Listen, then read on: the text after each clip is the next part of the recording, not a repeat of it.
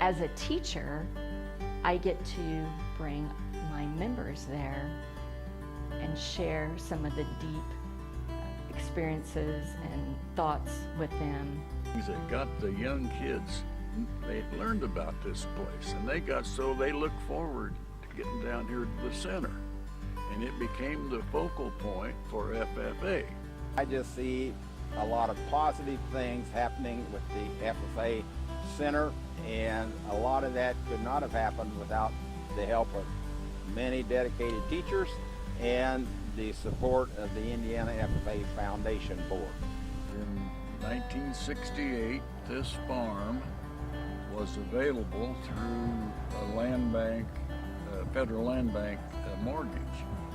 And at that time, it was nothing more than a very little tillable acreage, but trees and rolling ground. I was a second-year teacher at the time, first year at Indian Creek, which is here in this community.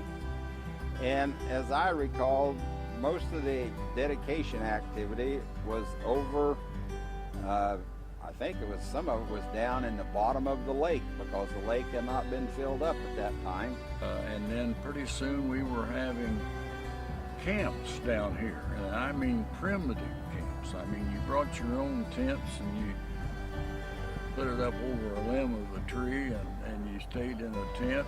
If you're lucky you didn't get ivy poisoning or bee stung or whatever else could happen to you out here in the wilds. They went to Franklin High School and Indian Creek High School for bathing about twice a week. So it got a little smelly during the camp time. As ag teachers, we took to this place like bees to honey almost. And it began to grow, and we began to see the necessity to have some improvements. My dad, Robert Myers, was the ag teacher at Brownstown for 34 years.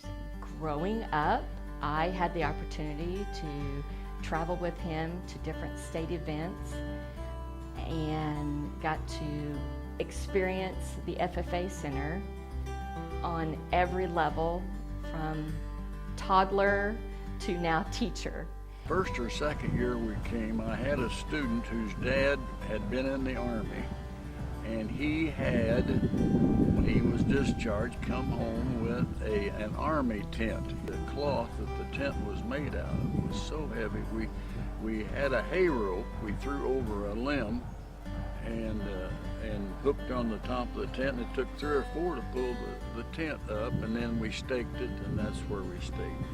And I remember that because I got the worst case of poison ivy that I've had in a long time, because under that limb there was all kind of, maybe it might have been poison oak, I don't know. I didn't see what it was, but boy, I went home scratching and carrying on. There were no trees down by the lodge, so we backed in a stock trailer full of trees, and Dad and a couple other ag teachers decided where trees were going to be planted.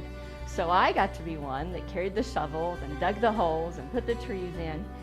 And some of those trees at the FFA Center are relatively older, and I can remember planting them. My favorite memory was when we went for LDW. It was my first year that we had gone.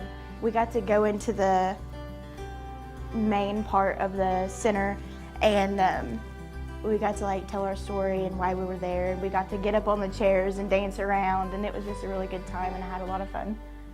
That time at the FFA Center far outweighs any other place that I could travel to, a person that I could talk to.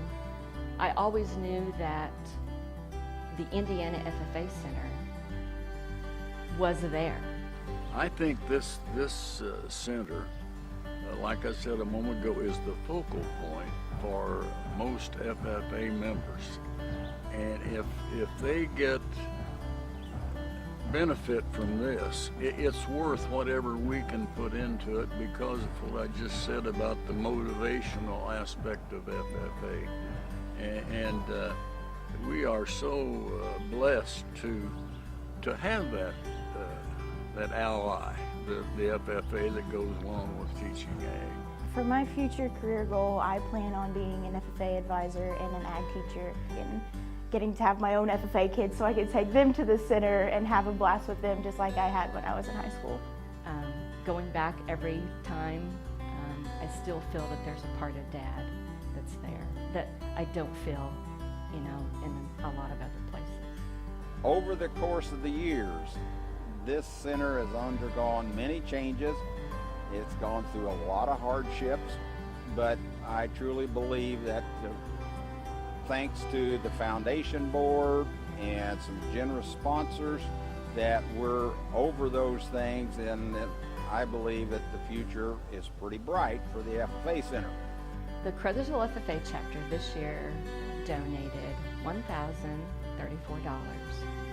And it's significant to us because Dad taught for 34 years, and we try to incorporate the number 34 as many times as we can. I believe paying off the mortgage will just make us that much more solvent, and it's the right thing to do.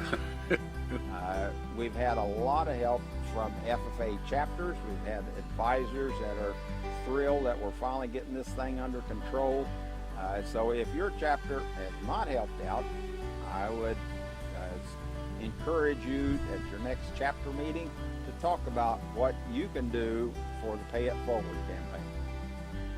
I pay it forward because my father paid it forward for me. I pay it forward to honor those who have helped to establish the FFA Center and have worked for this common goal throughout the past 50 years. I paid it forward because I believe that the FFA Center is the lifeblood of FFA in Indiana. I pay it forward now so my students can pay it forward in the future.